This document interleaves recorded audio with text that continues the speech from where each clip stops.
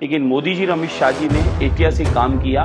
इनकी ऐसी स्थितियां उत्पन्न कर दी कि आज हाथ में कटोरा आ गया, पूरी दुनिया से भीख मांगने की स्थिति में पाकिस्तान बुरी हालत में हो गया। लेकिन अब मुझे लगता है कि कटोरा भी छिनने वाला है कि भैया तुम एकता की बात करते हो तो मुझे ये तो बता दो कि आतंकवाद मुर्दाबाद, पाकिस्तान मुर्दाबाद बोलने से तुम्हारे पेट में दर्द क्यों हुआ? आपका पेट का दर्द यह है कि पाकिस्तान मुर्दाबाद क्यों बोला?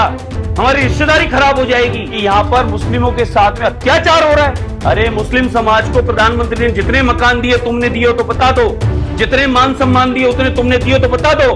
तुमने सिर्फ पंचर निकालने का काम, खड़ी ठेला रिक्शे के अलावा कोई काम मुस्लिम समाज को दिया नहीं। कश्मीर में अमन चैन शांति और व्यापार बढ़ाया है तो आदरणीय मोदी जी ने बढ़ाया है। तुमने कश्मीर में गोला बारूद पत्थर के अलावा इसके अलावा कुछ और करने नहीं दिया।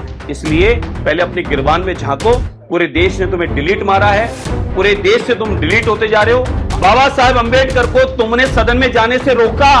बाबा साहब अंबेडकर के सामने कांग्रेस ने कैंडिडेट खड़ा किया। जवाहरलाल नेहरू ने फर्जी मतदान कराकर और उन्हें सदन में न घुस पाए, उसके लिए षड्यंत्र रचा। 2 दिवसीय जिस प्रकार से 29 और 30 का परशुराम जन्मोत्सव मनाया जा रहा है, उसकी बधाई और शुभकामनाएं देता हूं।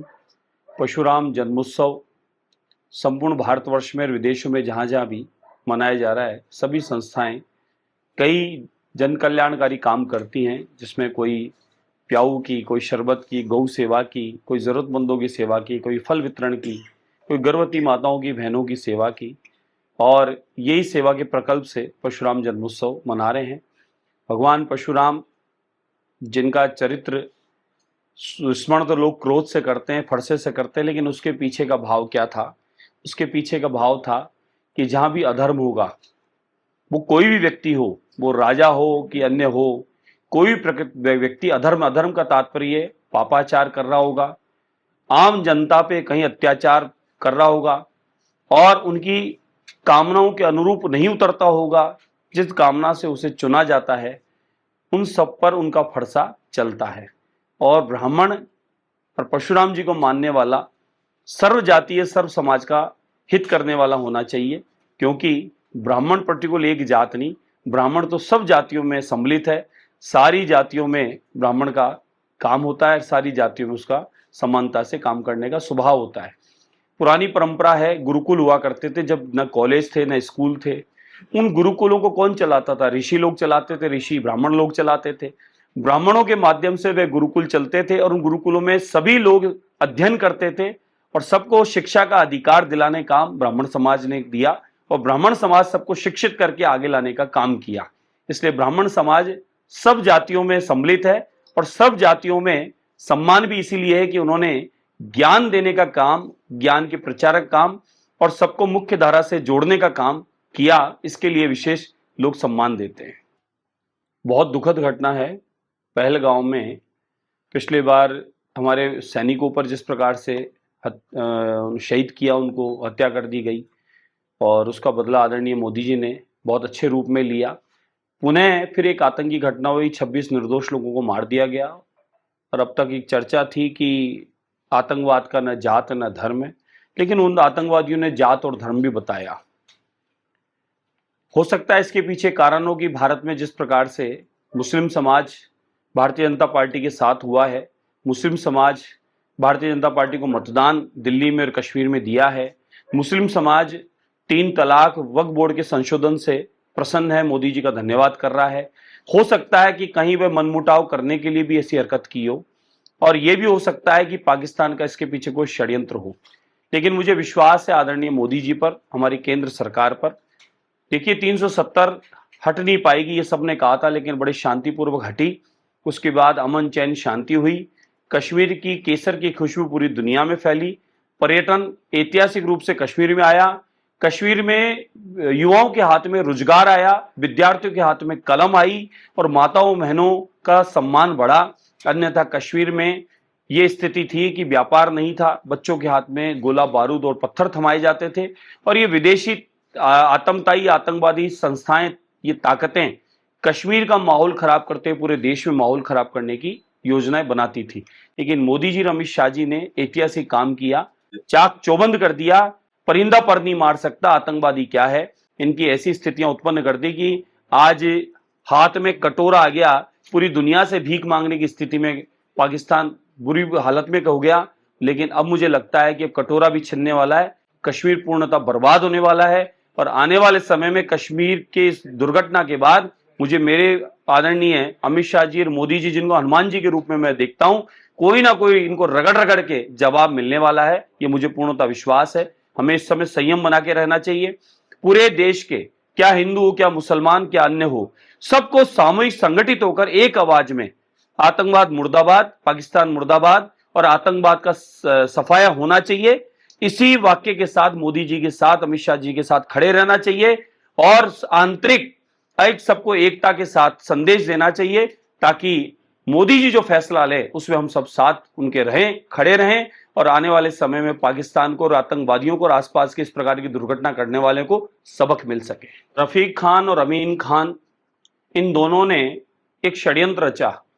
पिछले दिनों इन लोगों ने जिस प्रकार के भूमाफियाओं काम किए, नकली आइडिया कार्ड बनवाए हैं और जिस प्रकार से ये लोग बांग्लादेशियों को आईडी बनवाकर अपने किराएदार बना के बसा चुके हैं, इन लोगों के खिलाफ बहुत सारे तथ्य हमारे आ चुके हैं सामने। वक्फ बोर्ड की जमीनों को इन्होंने कब्जा किया है, अपने नाम ट्रांसफर करवाया है, वक्फ बोर्ड के पट्टे इन्होंने काटे हैं। ये दोनों सम्मिलित हैं जयपुर की बेशकीमती जमीनों को कब्जे करने के नाम पर। इनके सारे पर्दे खुलने वाला था, इसलिए इन्होंने षड्यंत्र रचा और झूठी अफवाह फैलाई, मस्जिद के अंदर घुसे। जिस मस्जिद की सीढ़ी के ऊपर पोस्टर लगाया तो पास में गणेश जी के मंदिर पे भी लगाया, शौचालय पे भी लगाया। मैं तो ये जानना चाहता हूं दोनों खान से कि भैया तुम एकता की बात करते हो तो मुझे ये तो बता दो कि आतंकवाद मुर्दाबाद, पाकिस्तान मुर्दाबाद बोलने से तुम्हारे पेट में दर्द क्यों हुआ और तुमने सफाई 2 दिन बाद क्यों दी? तुम उसी समय सफाई देते कि हमें भी तकलीफ है। क्या मंदिर, क्या मस्जिद, आतंकवाद का सफाया होना चाहिए। लेकिन उन्होंने 2 दिन बाद षड्यंत्र रच के माहौल जो बनाया, इससे पता चलता है ये अपनी वोटों की राजनीति के लिए पर्टिकुलर एक समाज को इस प्रकार का माहौल बना के जयपुर में माहौल खराब करने की नीयत से इन्होंने काम किया। लेकिन हम रुकने वाले नहीं है, हम चुपने वाले नहीं है, हम झुकने वाले नहीं है।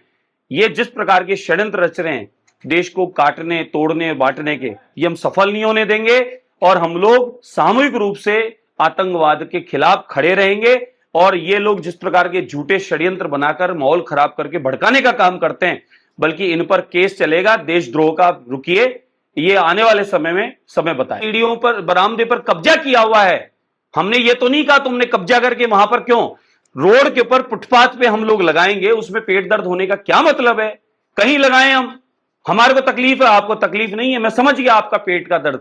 आपका पेट का दर्द यह है कि पाकिस्तान मुर्दाबाद क्यों बोला, हमारी रिश्तेदारी खराब हो जाएगी। इस आप समर्थन करते, आप 2 दिन बाद में अपना भाषण दे रहे हो और दूसरे तरीके से दे रहे हो, झूठा आरोप लगा रहे हो।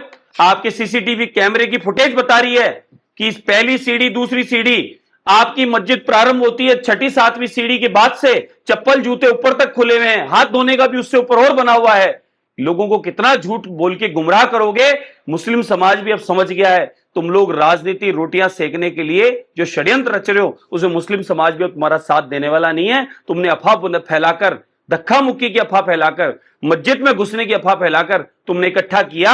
अब तुम्हारी थू-थू हो रही है। मुस्लिम समाज खुद बता रहा है कि तुम झूठ बोल के माहौल बिगाड़ना चाहते हो। सचिन जी तो अभी खुद होश हवास में नहीं है साहब, उनके लिए मैं क्या बोलूं। वो बेचारे अलग थलग पड़े हैं, पार्टी में उन्हें कोई पूछता नहीं है। वो ले दे के एक टोंक आते हैं और एक सामाजिक राजनीति करते हैं। समाज के लोगों में कार्यक्रम में देख लो, आप सारे वीडियो उठाकर देख लो, सामाजिक कार्यक्रम में जाते हैं पर्टिकुलर एक सिर्फ, और या फिर वो टोंक आते हैं और टोंक में नवाबों से मिलकर वापस चले जाते हैं। सर्व समाज से उनका कोई लेना देना नहीं है, कोई राष्ट्रीय राजनीति में उनका लेना देना नहीं है। राजस्थान में और कोई बड़े लेवल पे उनके कोई इस प्रकार का काम नहीं है।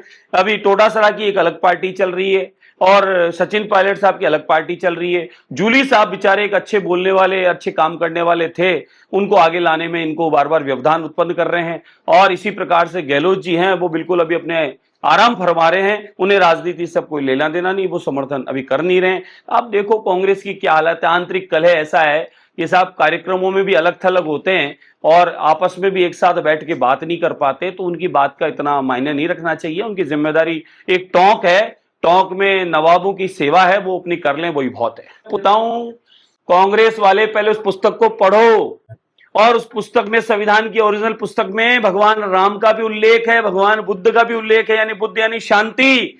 राम यानी राम राज्य है, इसको भी अध्ययन करो और उसमें जो श्लोक लिखे जरा उसको भी अध्ययन करो। खाली वो किताब लेके पता नहीं कौन सी किताब ली आप घूम रहे हो, उसको दिखा रहे हो, उसके बारे में अध्ययन अंदर तो करो। संविधान क्या कहता है? संविधान ये कह रहा है कि राम जी को काल्पनिक बता दो। संविधान यह कह रहा है कि हमारी आस्था को ठेस पहुंचा दो। संविधान यह कह रहा है कि यहां पर मुस्लिमों के साथ में अत्याचार हो रहा है। अरे मुस्लिम समाज को प्रधानमंत्री ने जितने मकान दिए तुमने दिए हो तो बता दो, जितने मान सम्मान दिए उतने तुमने दिए तो बता दो।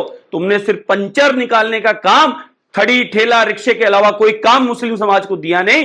आज मुख्य धारा से जोड़ने का काम किया है तो भारतीय जनता पार्टी आदरणीय प्रधानमंत्री नरेंद्र मोदी ने किया है। कश्मीर में अमन, चैन, शांति और व्यापार बढ़ाया है तो आदरणीय मोदी जी ने बढ़ाया है। तुमने कश्मीर में गोला बारूद पत्थर के अलावा इसके अलावा कुछ और करने नहीं दिया। इसलिए पहले अपने गिरबान में झांको। पूरे देश ने तुम्हें डिलीट मारा है, पूरे देश से तुम डिलीट होते जा रहे हो। आने वाले समय में ये जो सीटें गिनती की आ गई ये भी तुम्हें नहीं मिलने वाली है, ये बात का ध्यान रखना। देश में अब इस प्रकार के भेदभाव, इस प्रकार की तुष्टिकरण और देश में इस प्रकार की बातों का अब कोई स्थान, कोई जगह नहीं है। तुम्हें अब यह भी पेट में दर्द है कि मुस्लिम समाज अब बीजेपी के साथ क्यों हो गया, वक्फ बोर्ड का समर्थन क्यों किया, 3 तलाक का समर्थन क्यों किया, मुस्लिम समाज को आयुष्मान के द्वारा, प्रधानमंत्री आवास के द्वारा, राशन के द्वारा मुस्लिम समाज का अब इतना लाभ और हित हो रहा है, वो भी तुम्हारे पेट में दर्द है। हमें समझ में आती है। जरा संविधान की पुस्तक को पढ़ना और पंचतीर्थ तुमने बनाए हो तो जरा बता देना। बाबा साहब अंबेडकर को तुमने सदन में जाने से रोका। बाबा साहब अंबेडकर के सामने कांग्रेस ने कैंडिडेट खड़ा किया। जवाहरलाल नेहरू ने फर्जी मतदान कराकर और उन्हें सदन में न घुस पाए उसके लिए षड्यंत्र रचा। तुमने अब तक बाबा साहब को पीछे रखा। हमने बाबा साहब अंबेडकर साहब का पंचतीर्थ बनाकर और उन्हें भारत रत्न का पद मान सम्मान बढ़ाकर बाबा साहब अंबेडकर सम्मान बढ़ाया है। तुमने बाबा साहब अंबेडकर को सिर्फ किताब दिखाकर लोगों को छलकर वोट लेने का काम किया। वो लोग समझ गए हैं और तुम्हें पूर्णतः डिलीट कर चुके हैं और आने वाले समय में इसका तुम्हें खामियाजा भुगतना पड़ेगा।